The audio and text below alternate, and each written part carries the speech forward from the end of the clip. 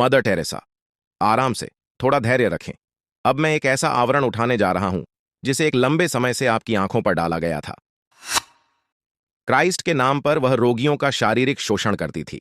Mother Teresa को गरीबी और दुर्गति से प्रेम था और वह इसकी तुलना क्रॉस पर जीसस के उत्पीड़न से करती थी।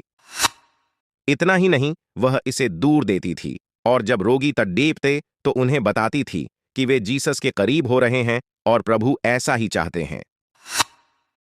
उसके छावनियों और अस्पतालों में आने वाले कई चिकित्सकों और औषध से जुड़े व्यवसायियों के कई पत्र हैं। चिकित्सकीय सेवा ऐसे स्वयंसेवियों द्वारा चलाई जाती थी जिनका कोई चिकित्सकीय प्रशिक्षण नहीं हुआ था। स्वच्छता अवमानक थी। कुंद होने तक सुई का बारंबार उपयोग किया जाता था। दर्द निवारण का कोई प्रबंध नहीं था और कर्मचारी यह भी पता नहीं कर पाते थे कि कौन सा रोगी मृत्यु के करीब है और किसका रोग ठीक हो सकता है। चिकित्सकीय सेवा तो दूर की बात है, बीमार लोगों के प्रति सम्मान भी नहीं था। उसके कोलकाता के एक घर में गुप्त रूप से जाने वाले एक संवाददाता ने वहां की परिस्थितियों का वर्णन करते हुए घटिया कहा। जहां की दीवारों पर उनकी मदर के चित्र छोड़कर कुछ नहीं था और जहां के सेवक दिन भर बिस्तरों से बंधे होने के बाद खुद को गंदा कर चुके बच्चों पर हंसते थे। इन श्वेत वस्त्रधारी ननों की तथाकथित सेवा में कोई मर्यादा नहीं थी। उसका विश्वास था कि महिलाओं का उनके शरीर पर अधिकार नहीं होता। मदर टेरेसा तलाक विरोधी नियमों की घोर समर्थक थीं और इस कारण उसने तलाक के कानूनों की निंदा करते हुए पूरे विश्व में उड्डयन भरी। महिलाओं के शरीर पर उसकी कट्टर सोच तब स्पष्ट हो गई जब उसने गर्भपात को प्रेम और शांति का सबसे बद्धा विनाशक घोषित कर दिया और इस भाषण के बाद उसकी खड्डे होकर सराहना की गई। वह गर्भ निरोधकों और तलाक के नियमों की बद्धी निंदक थी और उसने अपना अधिकांश जीवन विभिन्न देशों में महिलाओं के अधिकारों के विरुद्ध बोलते हुए बिताया। यहां यह जानना बहुत रोचक है कि एक तरफ जहां उसने तलाक का हर संभव विरोध किया और इसे प्रेम और शांति का विनाशक कहा, वहीं जब उसके समृद्ध मित्रों जैसे राजकुमारी डायना की बात आई तो ये सभी मान्यताएं उपेक्षित हो गईं। हालांकि वह दावा करती थी कि ये मुद्दे उनके शत्रु हैं जिनकी वह तथाकथित सहायता करने या मतांतरित करने का प्रयास कर रही थी, किंतु जब ये मुद्दे उसके समृद्ध सफेद मित्रों जैसे राजकुमारी डायना से जुड़े होते तो वह आसानी से इनके विरुद्ध हो जाती थी। उसने राजकुमार चार्ल्स से तलाक के बाद डायना को अपना सार्वजनिक समर्थन दिया था। उसका मुख्य लक्ष्य था लोगों को ईसाईयत में मतांतरित करना।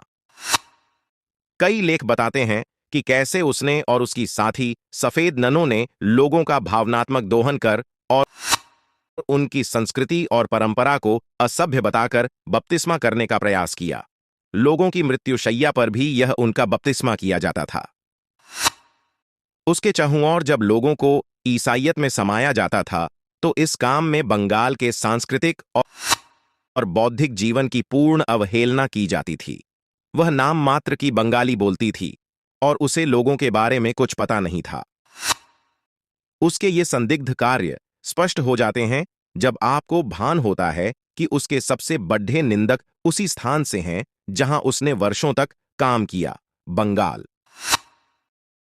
वह बंगाली मंचों में अनुपस्थित होती है और जो बंगाली उसके सच्ची प्रकृति को जानते हैं उनमें उसके कारण एक व्यग्रता दिखती है।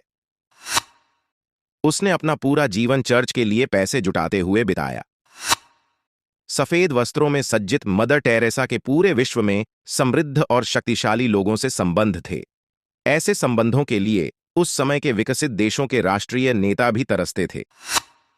राजकुमारी डायना, क्लिंटन परिवार, पोप जॉन पॉल द्वितीय, हाइती का डुवालियर शासन जैसे वैश्विक नेताओं के साथ उसे आसानी से देखा जाता था।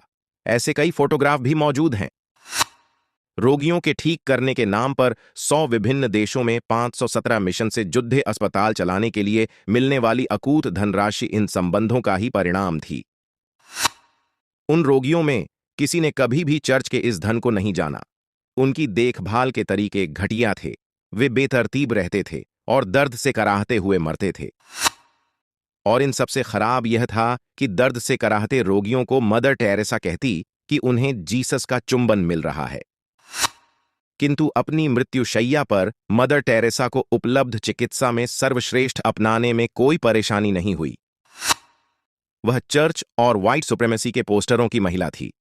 मदर टेरेसा को आशा के चिन्ह की तरह दर्शाया गया, गरीब भूरे लोगों के लिए एक सफेद उद्धारक।